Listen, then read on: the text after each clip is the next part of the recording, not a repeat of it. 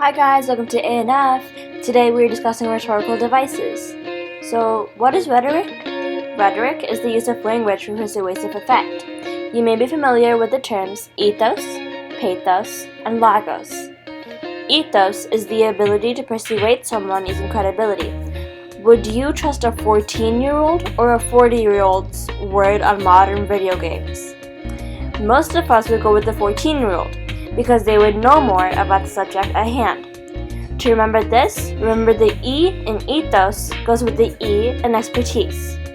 Pathos is the emotional side of persuasion.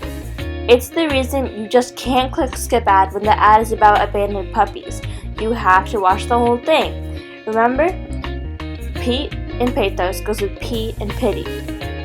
Last but definitely not least is logos, which is the logical side of persuasion. Logic, facts, statistics, citations, data, all of the things that provide a sense of reassurance that there is real evidence supporting a claim. Logos is an easy one to remember. And now for how to dish this rhetoric out. We will discuss a number of these rhetorical devices as they are named. Specific evidence is always a good thing. Don't put too much, but don't put too little. Detailed facts, statistics, real-life incidents, they all matter. This would be logos. If it's first-hand experience, then it's ethos. And if it's sentimental, it's pathos. A lot of ways you can go with this one. Next is loaded language. Whenever someone mentions loaded language, I think of a baked potato. And the visualization helps because loaded language is really loaded. It's the usage of words with powerful, direct, emotional overtones, otherwise known as connotation and denotation. Connotation is related to the emotional connection to words, whereas denotation is related to the definition of words. The way I remember this is imagining two people, Connor and Dean. Connor is enthusiastic, expressive, and emotional. Dean is straightforward, no-nonsense, and studious. Next, figurative language is something I'm sure we're all familiar with. Language meant to be taken imaginatively rather than literally. I'm not literally starving. I could just, use a snack. Next, allusions.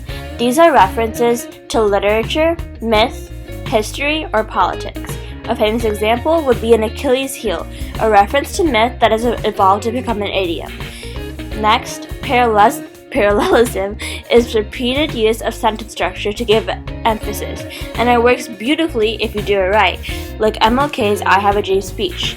Antithesis is the continual use of contrasting phrases or ideas, like it was the best of times, it was the worst of times. That whole paragraph is just antithesis.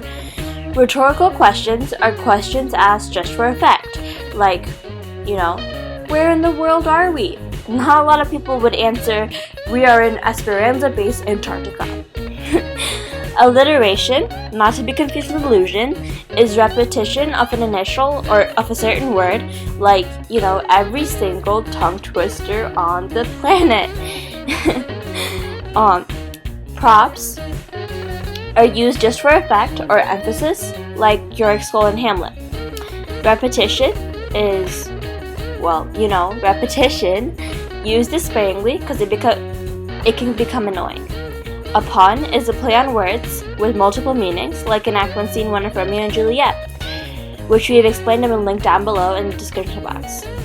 Next, suspense creates anticipation of what will happen next, or curiosity, which draws readers and listeners in.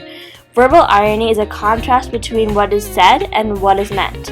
For example, saying that this video was a waste of your time would be verbal irony because it obviously wasn't. Thanks for watching. Goodbye.